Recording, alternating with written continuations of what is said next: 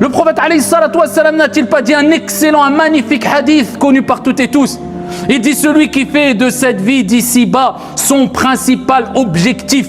Tu as le droit de penser à la vie d'ici-bas. Sois sociable, fais le bien, travaille et des projets. Mais celui qui en fait sa principale raison de vivre, son principal objectif, quitte à balayer et mettre de côté sa religion, eh bien le prophète sallallahu alayhi wa sallam, qu'est-ce qu'il dit? Il dit, il ne trouvera devant lui traduction approximative du sens que la pauvreté. Il ne trouvera devant lui que quoi? La pauvreté. Et Allah mettra le désordre dans ses affaires.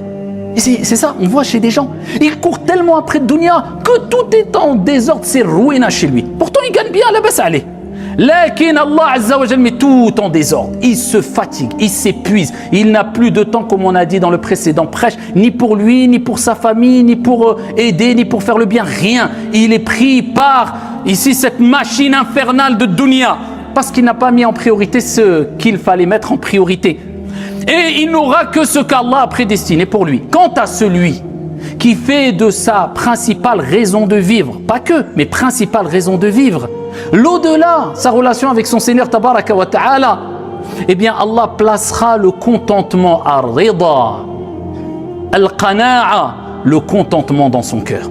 Le peu qu'il a, il sera satisfait. Alhamdulillah, il remerciera Allah, il ne sera pas stressé, ni angoissé. Allah mettra le contentement dans son cœur et cette vie d'ici-bas viendra à lui, bon gré, mal gré, contrainte. Dans tous les cas, dunya, c'est pas toi qui vas aller vers dunya, c'est dunya qui viendra à toi. Mais est-ce que tu as compris cela? Est-ce que tu as priorisé comme il fallait dans ta vie? Ou est-ce que tu es pris par ce bas monde et tu te fais avoir en oubliant cette vérité? Kullu nafsin dha'iqatul maut, toute âme goûtera à la mort, ce qui indique qu'il faut absolument une préparation à cette mort qui sera le début et non pas la fin, mais le début de la vraie vie.